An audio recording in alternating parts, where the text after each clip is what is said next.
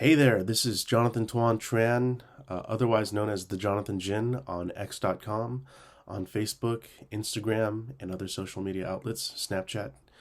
I wanted to take a minute to talk about, to really reintroduce myself uh, as a young adult, as a graduate from San Jose State University, from Milpitas High School, and I am the first of two children from a Vietnamese American household.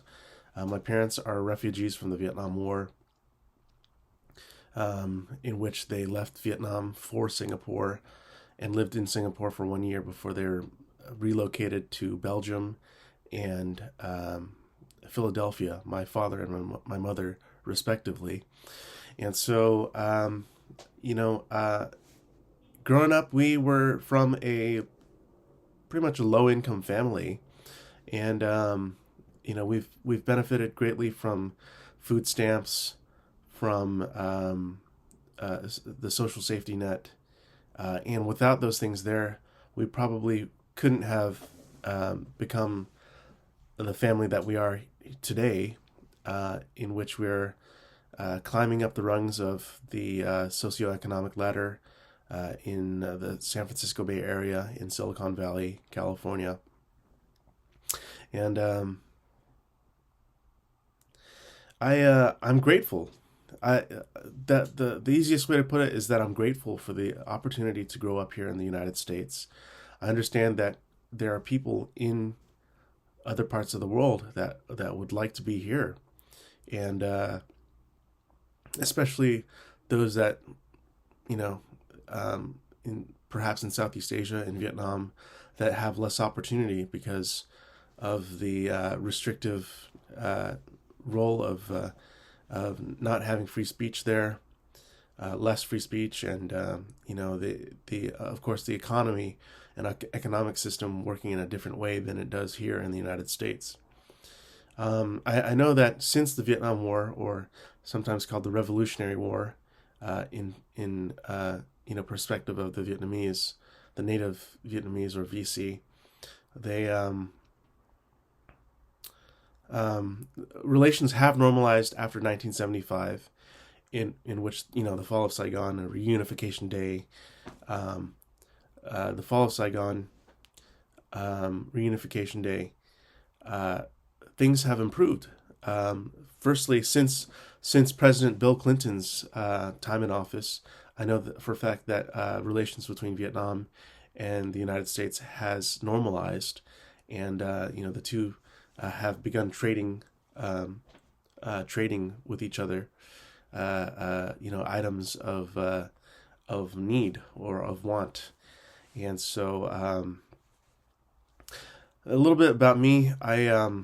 I grew up in Milpitas, California, or San Jose, California, and I have many opportunities to learn and to grow, and to experience um, the school system here. The going to the grocery store, going going to the technology store, the video game store, etc., etc., and seeing that there's great abundance here, that we not that we take it for granted, but those things we don't have in the developing world, or we do, but to a lesser degree.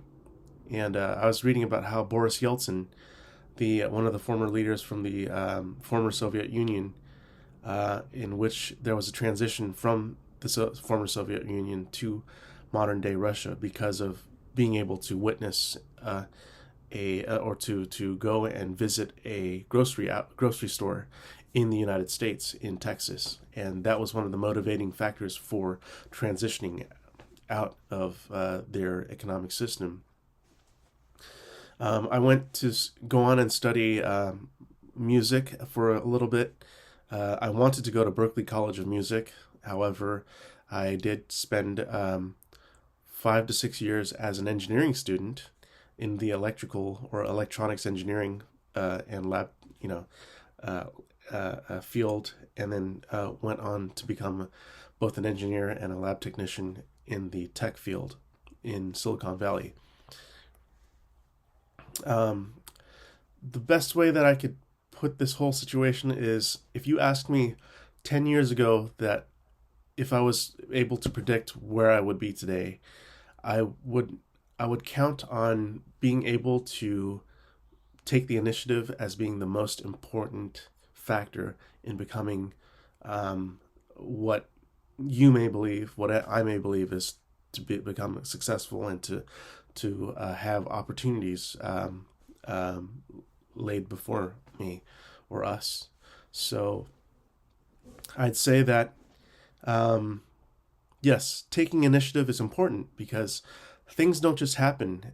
Things don't just fall in line to and fall into our laps for opportunity to happen.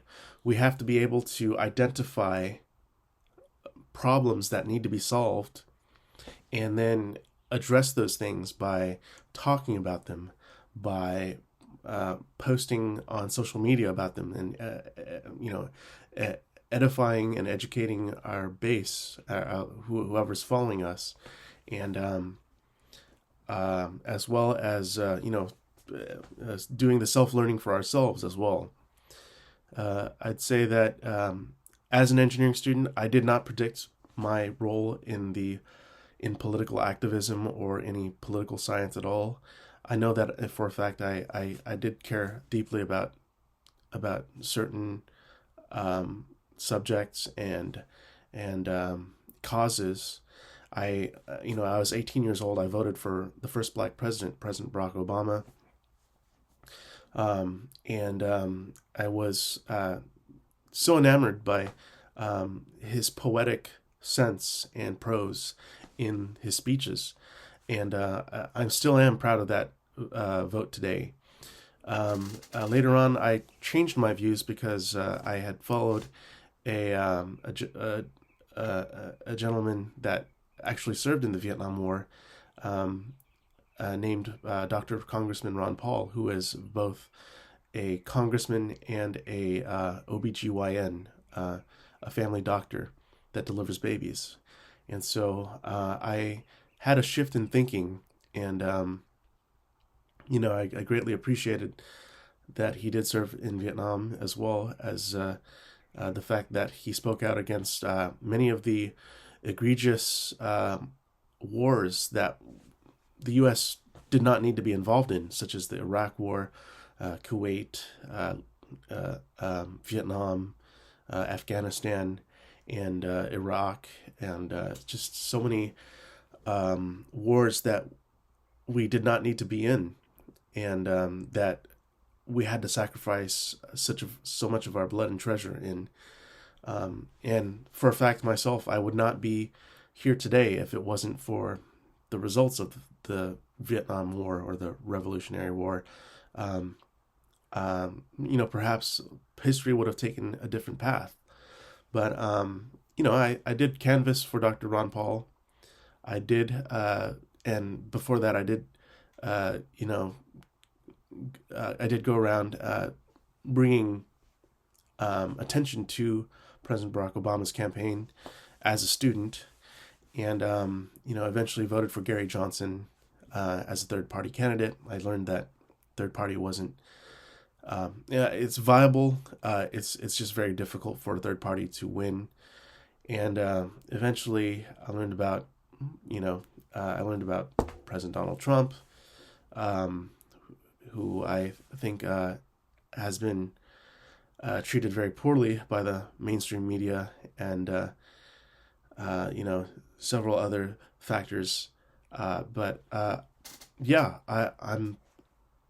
willing to work with any party, really, any party in power to reach the goal that is intended. The saying is to be flexible with how you get there, but rigid with the goals. And the most important thing for me is to see that the normalization of relations between the United States and Vietnam continues in a healthy way, continues in a mutually beneficial way, mutual respect, mutually beneficial, mutually respectful, and to continue to see that through for the rest of my living days, and to bring about understanding from the two sides. And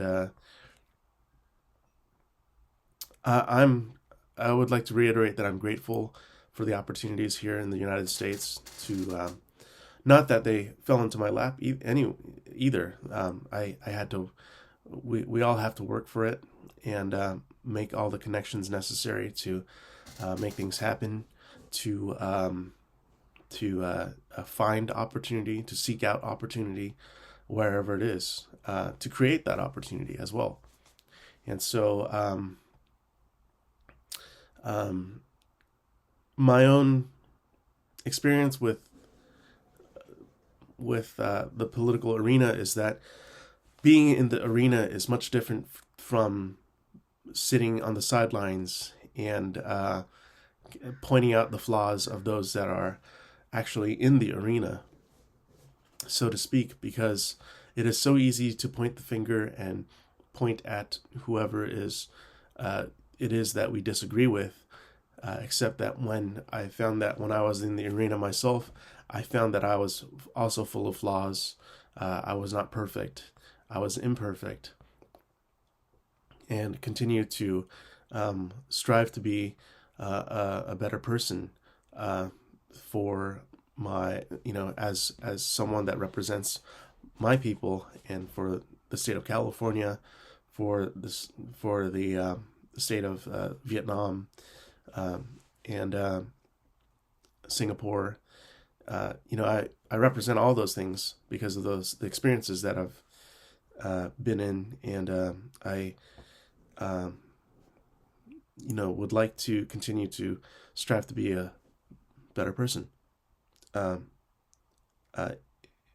and to allow the values that I strive to uphold to reflect themselves in myself as well. So, I would say as an engineering student, I would not foresee being able to go into political activism or political science, but it is something that interests me. I like to follow the news. I like to follow current events. I like to follow international politics. And I think as an engineer and a lab technician, being able to solve problems, being able to work through those problems and work towards solutions is one way that I can serve my community, not only in California, but in Southeast Asia. And